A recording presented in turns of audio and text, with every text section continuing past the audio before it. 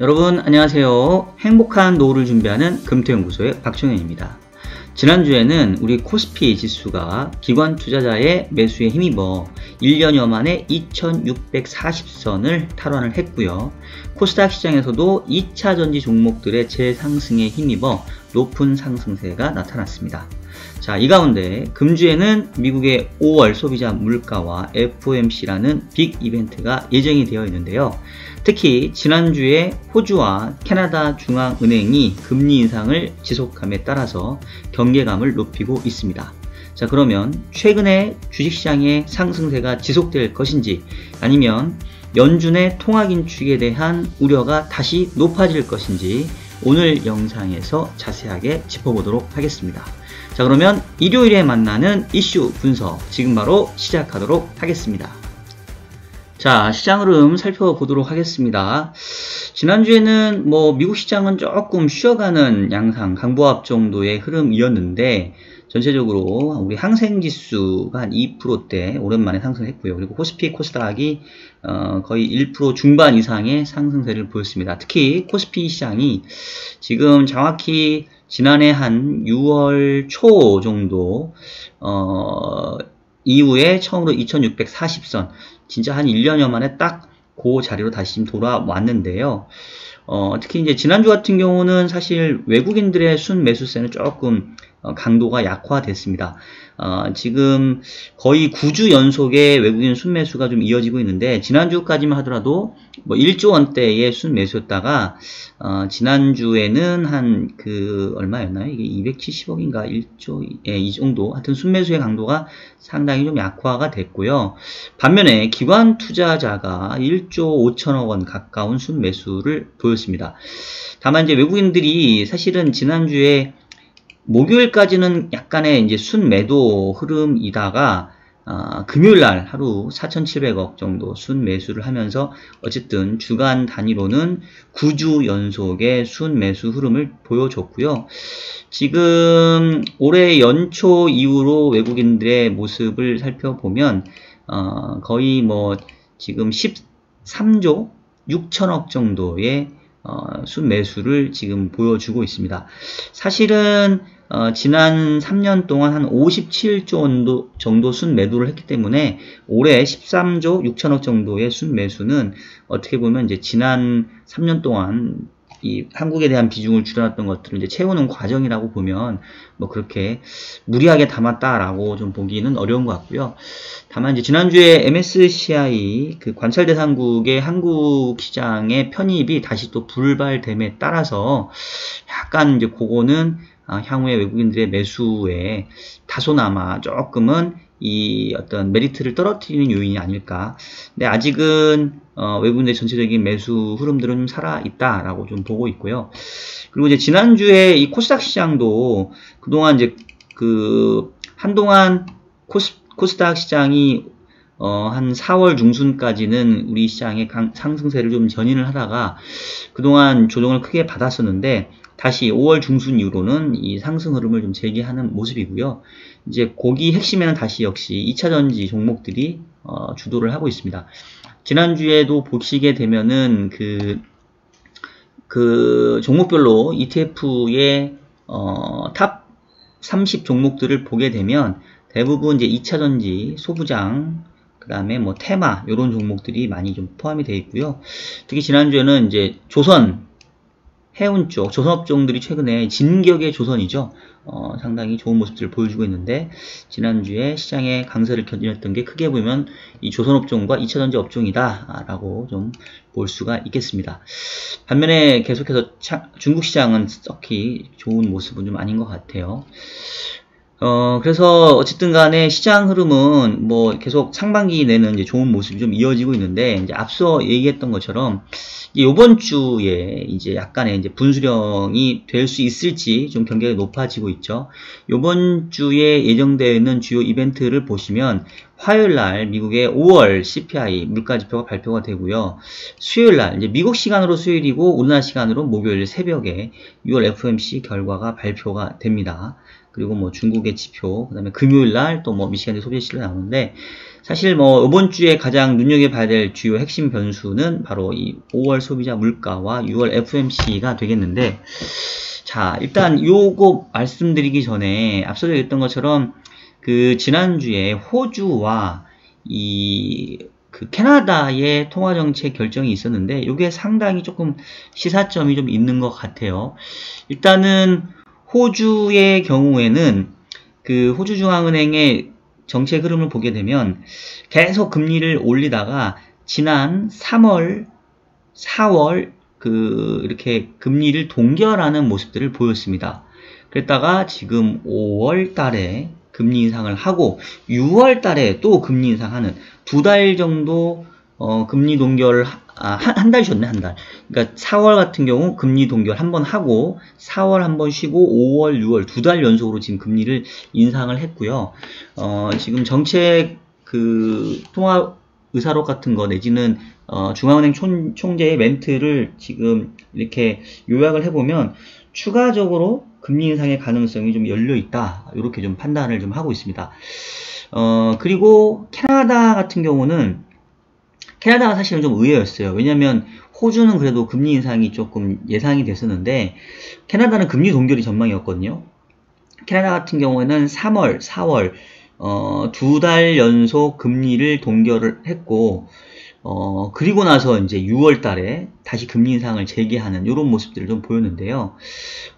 이 호주하고 캐나다가 이렇게 금리 인상을 쉬다가 다시 금리 인상을 재개하는 모습을 보이다 보니까 미국의 연준 통화정책도 지금 6월 달에는 금리 동결 확률이 거의 70% 넘는 상황이지만 7월 달 가면 다시 금리 인상을 재개할 거다라는 전망이 또 70%가 넘습니다. 그래서 호주와 캐나다의 모습이 이 연준에 어떤 시사점을 좀 주고 있는 것 같아요. 그래서 일단 결론부터 먼저 말씀을 드리면, 제가 계속 올해 시장의 흐름들을 좀 말씀을 드릴 때 상고, 하, 몰.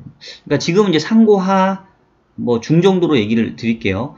일단 상반기는 모멘텀이 좋고 하반기는 그보다는 상당히 좀 부진한, 내지는 상반기의 상승을 일부 되돌릴 수 있다라는 전망을 지금 저는 계속 말씀을 드리고 있고, 그 근거로 삼았던 게 상반기에는 빠른 물가 하락과 연준의 이 피봇 기대감, 앞서서 금리 인하에 대한 기대감까지 나타나면서 시장의 강세 흐름을 견인하겠지만, 하반기 가면 생각보다 물가가 별로 안 떨어지고 오히려 연준의 금리 인상의 재개 가능성이 커질 수 있기 때문에 그 부분 때문에 하반기 시장은 좀 안 좋을 거다라는 말씀드렸는데, 사실은 캐나다와 호주의 모습이 그 모습을 지금 미리 먼저 보여주고 있는 거죠. 특히나 이제 캐나다 같은 경우는 저는 연준의 이 통화정책에 상당히 선행하는 모습들을 좀 보인다라고 생각을 하는데, 한동안 미국이 자이언트 스텝이라고 해서 75bp씩 금리 인상을 했잖아요. 근데 그 75bp 금리 인상의 원조가 바로 이 캐나다입니다. 캐나다 같은 경우는 지난해 3월부터 금리 인상을 얘네도 시작을 했는데 25bp 했다가 50bp 했다가 50bp 했다가 지난해 7월에는 2.5로 무려 100bp를 인상을 했고요. 그 뒤로도 75bp, 그 다음에 또 뭐 50bp 이런 식으로 어떻게 보면은 자이언트 스텝의 원조격이라고 할 수 있는 게 바로 이 캐나다 중앙은행이 지난 7월 통화정책 회의에서 100bp라는 큰 폭의 금리 인상을 단행했는데, 그 이후에 미국도 이제 쫓아가는 모습들을 좀 보였죠. 그래서 이런 부분들이 상당히 조금 시사점이 있다고 보여지고, 역시 이 캐나다에서 금리 인상의 보폭이 먼저 줄기 시작을 했습니다. 그래서 지금 보시면은 올해 1월부터 4.25가 4.55 정도로 25bp로 보폭이 줄었고, 그 다음에 금리 동결도 먼저 했어요. 그래서 이 미국이 캐나다 통화정책에 한 두 달 내지는 한 3개월 정도 후행하는 모습을 보여주고 있는데, 캐나다도 한 2번 정도 동결했다가 요번에 금리 인상을 재개했기 때문에 미국의 경우에도 일단은 확률에 나타나는 것처럼 6월 FOMC에서는 금리 동결의 가능성이 좀 높아 보이고요. 하지만 이게 금리 인상 사이클의 끝이 아니고 7월 이후에 다시 금리 인상이 재개될 수 있는 가능성이 상당히 높게 지금 나타나고 있다, 이렇게 보시면 될 것 같습니다. 자, 그러면 뭐 이렇게까지만 얘기하면 아니 미국하고 호주나 캐나다의 상황이 다를 수 있는데 너무 갖다 붙이는 거 아니냐라고 또 여러분들 핀잔을 주실 수가 있죠. 그래서 이제 그 근거를 보다 자세하게 설명을 드릴 텐데, 자, 일단은 제가 좀 차트를 준비한 거를 좀 보여드리면서 말씀드리겠습니다. 이게 지금 이제 호주의 통화정책인데 보시는 것처럼 이 기준금리 인상이 한 달 쉬고 지금 2달 연속이 진행이 됐는데 왜 이렇게 갑자기 호주는 금리 인상을 쉬었다가 또 하게 됐느냐. 이제 결국은 물가에서 찾아야 되는데 이게 지금 보시면 호주의 이 소비자 물가 상승률 전년 동월비인데 호주의 경우에도 지금 물가가 고점을 찍고 지금 내려는 오고 있어요. 근데 전체적으로 물가의 수준이 여전히 지금 높은 상황이고요. 더더군다나 이번에 호주가 이 금리 인상을 2달 연속 하게 된 이유는 그 호주에서 한 달 전에 최저임금이 무려 5.75%가 인상이 됐습니다. 우리나라도 이제 곧 있으면 내년도에 대한 최저임금을 이렇게 산정하게 되어 있는데, 최저임금이 5.75% 올리다 보면 당연하게도 서비스 가격의 인플레이션이 높아질 거고 그로 인해서 전반적인 물가의 상승 압력을 높일 수 있다고 이미 RBA 총재가 경고를 했었어요. 근데 이제 그럼에도 불구하고 이 최저임금이 지난달에 인상되다 보니까 그거에 대응해서 호주가 추가적으로 기준금리를 올린 상황이 됐고 7월에서도 추가적인 금리 인상에 대한 가능성을 지금 높게 얘기를 하고 있는 상황입니다. 그래서 호주는 일단 물가 상승률이 떨어는 지고 있지만 여전히 높은 수준에서 고공행진을 보이고 있고 최저임금의 인상이 추가적인 인플레 압력을 자극할 수 있기 때문에 이제 그것 때문에 인상을 했다라고 보면 되겠고요. 자, 그럼 이제 캐나다의 경우는 어떠냐? 캐나다가 지금 3월, 4월 동결한 이후에 6월 달에 금리를 올렸는데 미국은 호주의 사례보다는 캐나다의 사례가 조금 더 맞을 겁니다. 일단 캐나다 같은 경우는 지금 미국하고 비슷하게 작년 6월인가 7월인가 고점을 찍고 빠르게 물가가 떨어지고 있었어요. 근데 최근에 발표됐던 5월 물가 상승률이 보시는 것처럼 이렇게 올라와 버렸습니다. 다시 머리를 틀어버렸어요. 이게 기저효과를 감안하면 떨어지는 게 좀 더 자연스러운데 기저효과를 극복하고도 지금 물가가 올라갔고 전월비 물가도 보게 되면 무려 0.7%대를 기록을 해버립니다. 자, 전월비가 0.7%라는 얘기는 연율화 시키면 그냥 쉽게 곱하기 12 하시면 되거든요. 그러면 0.7에 곱하기 12 하면 7이 14, 7이는 7, 거의 0.9%대의 물가 상승률이 전월비로 나와버렸다는 얘기예요. 그러다 보니까 캐나다 입장에서는 금리 동결 전망이 우세했음에도 불구하고 금리를 인상할 수밖에 없었던 환경이 됐고요.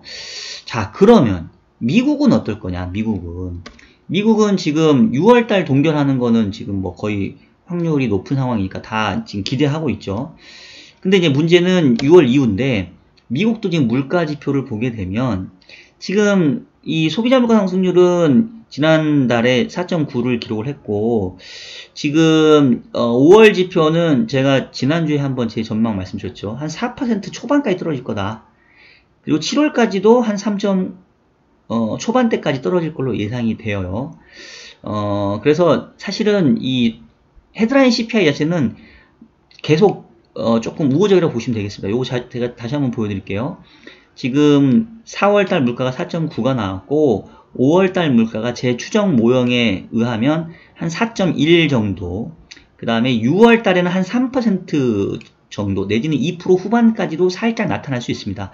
과거의 물가의 패턴을 제가 쭉 분석을 해서 과거의 물가 패턴이 반복이 됐었을 경우에 전년 동월비로 소비자 물가 상승률이 얼마 정도 될 것인가를 추정한 제 나름대로의 그냥 아주 그냥 단순 명료한 모형이고요. 근데 제 모형이 지금까지 계속 맞았다는 거 여러분 아시죠? 제가 추정했던 모형이 이런 형태죠, 이런 형태. 작년 6월을 고점으로 빠르게 떨어지고 올해 6월 달에는 한 2%대 2.9까지도 떨어질 수 있지만 7월 이후엔 다시 올라간다가 제가 예측하는 미국의 헤드라인 CPI의 궤적입니다. 근데 어쨌든 지금 여기에요, 여기 4.9예요. 그리고 요번에는 한 4.0까지 떨어지고 7월에 발표되는 6월 물가는 3.0까지 떨어집니다. 그러니까 사실은 미국은 아직 캐나다에 비해서는 물가의 궤적은 통화정책에 조금 여유를 주는 상황이에요. 그래서 일단 연준도 6월에 금리를 동결해 가면서 좀 쉴 수 있는 좀 여건이 될 수 있다고 보여지는데, 근데 문제는 7월 이후에는 다시 물가의 상승 흐름이 나타날 수 있다라는 거. 그리고 레벨을 보시면 전체적으로 2% 후반까지 진입할 수 있지만 다시 3%에 반등하는 그런 모습이 나타납니다. 그래서 연준이 목표로 하는 2%대 물가에 도달하기에는 연말까지도 어렵고 내년도 한 상반기는 가야 그런 것들을 기대할 수 있기 때문에 연준의 금리 인하는 최소한 기대하기 어렵고 오히려 호주와 캐나다처럼 한번 금리 인상 쉬고 다시 금리 인상이 재개될 수 있다라고 지금 이제 제가 예상을 하는 거고요. 특히나 미국의 경우는 헤드라인 CPI는 괜찮아요, 모습이. 근데 코어 물가의 흐름이 좋지가 않습니다. 지금 근원 그 물가 상승률로 보게 되면 그 코어 CPI 같은 경우는 내려왔지만 여전히 5% 중반대에서 저 높은 곳에서 지금 놀고 있고요. 전월비도 0.4%씩 꾸역꾸역 나오고 있어요. 전월비 0.4면 곱하기 12 하면 4.8, 한 5% 정도. 그러면 사실은 연준이 타겟팅하는 거는 헤드라인 CPI가 아니라 코어 CPI죠. 그러니까 사실은 코어 PC이죠. 그래서 코어 PC도 지금 상당히 이 하반 경직성이 높거든요. 그러니까 물가가 고점을 본 거는 맞지만 연준이 목표로 하는 2%대 언저리까지 오기에는 앞으로도 상당 기간 많은 노력들이 필요하다. 이런 상황이라고 한다면 그 미국도 호주와 캐나다의 사례처럼 금리 인상을 쉬었다가 다시 재개할 수밖에 없지 않겠냐라는 생각이 들고요. 그래서 지금 6월 FOMC에서 눈여겨봐야 되는 게 통화정책은 동결이지만 점도표가 나오는데 제가 그 지난주인가 지지난주인가도 한 말씀드렸죠. 점도표에 상향 조정이 있을 수밖에 없다. 일단 PCE나 코어 PCE가 너무 낮아요. 지금 PCE가 3.3, 코어 PC 3.6으로 예측을 했는데 적어도 0.3에서 0.5%포인트 정도는 아마 상향 조정이 될 겁니다. 그리고 그와 함께 이 미국의 그 기준금리 전망치도 최소 25bp, 많게는 50bp까지도 올해 전망치가 상향 조정되리라 저는 생각을 합니다. 왜냐하면 지금 물가만 상향 조정될 게 아니라 사실은 성장률도 지금 0.4가 올해 한 1.0까지 갈 것 같고 반면에 소비자 물가 상승률은 실업률은 4.5가 아니라 최근에 올라봤자 3.6이니까 거의 한 4%로 낮아질 거예요. 그러니까 성장률과 물가는 전망치를 높이고 실업률은 떨어뜨려요. 그러면 당연히 이에 어울리는 금리 수준도 올라갈 수밖에 없죠. 최소한 25bp, 많게는 50bp까지도 상향 조정될 가능성이 높다라고 보여지고요. 시장에서의 반응은 25bp 정도만 상향 조정이 되면 이제 시장은 조금 각오하고 있고 그 다음에 어쨌든 6월이 동결이니까 일단은 그 이후의 인상에 대해서는 두고 보자, 지켜봐야 알지 이러면서 좀 무시할 것 같은데 만약에 이 상향 조정되는 폭이 25bp가 아니라 50bp가 된다면 그러면 좀 시장은 생각보다 빠르게 조금 조정 흐름을 보일 수도 있어요. 그래서 일단 점도표가 기준금리 흐름이 어떻게 바뀔 건지가 저도 관건인데 다른 지표들을 다 감안해보면 25bp 상향 조정된 것보다는 50bp 상향 조정될 가능성도 꽤 높다라고 보여집니다.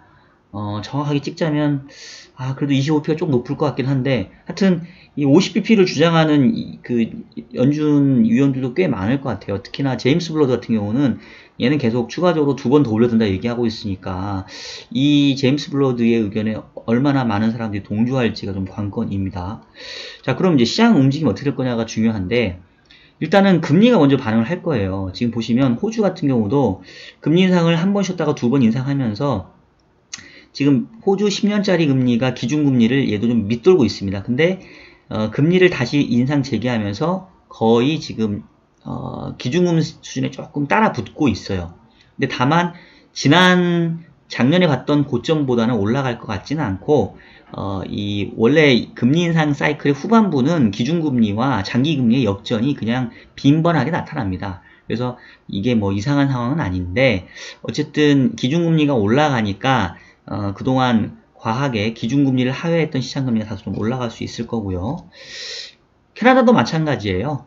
캐나다도 지금 2달 쉬었다가 한 달 올리니까 최근에 좀 시장금리가 저점 대비 거의 한 20-30bp 정도 지금 올라왔죠. 한 2.82, 한 3.82, 3.3이니까 거의 한 50bp 정도 지금 상승을 한 상황입니다. 자, 미국도 그럼 비슷하게 될 것 같아요. 지금 현재 기준금리 상단이 5.25인데 이번에 동결하고 7월에 인상을 재개한다고 하면 뭐 5.5만 놓고 본다 하더라도 거의 10년짜리 금리가 4%에 육박할 수 있는 그런 상황은 다시 만들어질 수 있다라고 보여집니다. 그러면 결국 전체적으로 올해 상반기에 시장금리가 좀 하락을 하면서 주식시장에서도 특히 기술주 위주의 밸류에이션 부담을 좀 낮췄었는데 다시 미국채 10년이 4%에 육박하게 되면 이제 그 흐름이 조금 약화될 수 있겠죠. 다만 시기로 봤을 때 미국은 물가의 궤적이 다음 주 발표되는 5월 물가도 그렇고 7월에 발표되는 6월 물가 같이 하향 흐름이기 때문에 당장 호주와 캐나다에서 나타났던 시장금리의 반등이 바로 있을 것 같지는 않아요. 그래서 제가 지난주인가 지지난주인가 인포맥스 방송에서도 6월하고 7월까지도 뭐 시장은 상승 흐름을 조금 보일 수 있다. 다만 이제 그 이유가 걱정된다라는 좀 말씀을 드렸던 게 바로 이런 미국의 물가의 궤적이 6월과 7월까지는 추가적으로 하락하는 그림이 나오기 때문에 그렇습니다. 그렇지만 그 이후에는 다시 상승세를 재개하기 때문에 이 부분에 대한 반응이 정확하게 언제 있을지는 이거는 뭐 신이 아닌 이상이야 정확하게 알 수는 없죠. 그렇지만 일단은 다음 주 이벤트로 봤었을 때 5월 CPI가 나오는 13일까지는 분위기 좋을 거고 14일 이후 15일 날 이제 요 6월 FOMC에서 점도표가 한 번 인상으로 상향 조정될지 2번 인상으로 상향 조정될지에 따라서 조정의 시기가 조금 달라질 수 있을 것 같고 일단은 뭐 6월까지는 그래도 시장이 크게 이렇게 막 나쁠 것 같지는 않아요. 하지만 7월 이후에는 확실하게 경계감을 좀 가져야 되기 때문에 결국은 상반기에는 하지만 하반기에는 보수적으로 보는 게 여전히 저는 좀 유효하다라고 좀 생각이 되고요. 그리고 좀 차트를 하나 좀 봐도 지금 이거 코스피 차트인데 요 밑에 있는 빨간색이 RSI 상대 강도 지수입니다. 근데 보시면 이 RSI 상대 강도 지수는 70이 넘어가면 과열권을 얘기를 해요. 그리고 이 70이 넘어간 과열권에서는 사실 코스피가 어김없이 조정을 보였어요. 한 번, 지금 보십시오. 한 번, 두 번, 세 번, 네 번 그랬거든요. 근데 지금 또 넘어가 있어. 그래서 저는 사실 올해 코스피 타겟은 맥스 2700이에요. 지금 전고점이 한 2680 정도. 그러니까 2650 이상에서는 저는 그냥 조금 차익 실현하는 구간이라고 보고 있습니다. 익절해야 되는 구간이라고 저는 보고 있어요. 최근에 조금 제가 기분이 별로 안 좋은 게 이 하반기에 증권사 전망기 나오고 있는데 상반기에 상저하고를 예측했던 증권사들이 상반기 저를 지금 틀렸잖아요. 상반기 고였잖아요. 근데 하반기에 또 고래. 그러니까 이 사람들은 상반기 안 좋지만 하반기 좋을 거라고 얘기했었는데 상반기가 이미 좋았어. 근데 하반기 또 좋을 거라고 뷰를 막 바꾸더라고요. 그래서 저도 증권사 오래 있었지만 이건 조금 그렇다.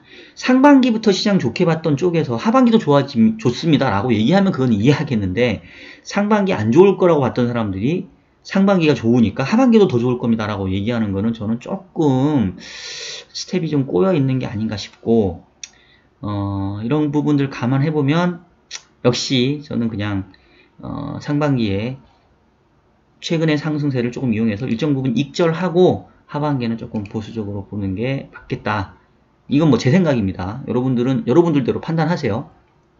최근에 뭐 2차전지도 다시 올라오고 분위기는 좋은데 일단은 반도체가 한번 어느 정도 좀 상승 흐름을 보여주고 지금 삼성전자 하이닉스 분위기 너무 좋거든요. 삼성전자 72,000원, 뭐 한 8만원까지 열려있죠. 하이닉스 지금 115,000원, 전고점이 한 13만원까지는 열려있죠. 요 흐름까지는 뭐 갈 거는 같은데, 그 다음에는 어떻게 될까? 그 다음에 더 갈 수 있을까? 사실 그 부분에 대해서는 조금 퀘스천 마크가 있고, 에코프로 같은 경우도 2차전지 다시 올라오고 있는데, 전고점 수준까지 만약 온다고 한다면 더 갈 수 있을까? 그러니까 결국은 이제 어느 정도 지금부터 나타나는 상승세는 쫓아가는 상승세보다는 익절하는 기회로 좀 삼아야 되지 않나 라는 생각을 다시 한번 하게 되면서 오늘 영상은 이 정도에서 마무리하도록 하겠습니다.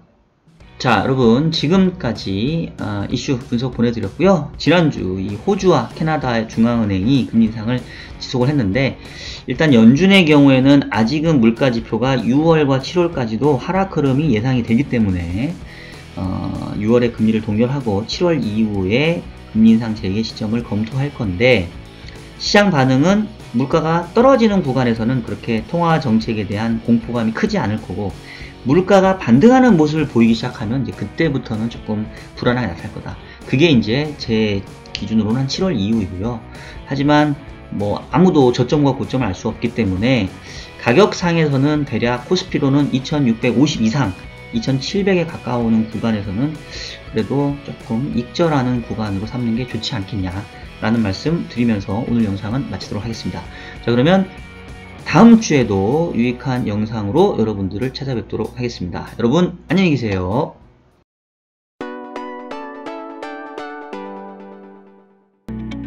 저희 평택우리병원은 환자분들의 신뢰를 바탕으로 꼭 필요한 치료를 하는 체계화된 시스템을 운영하겠습니다.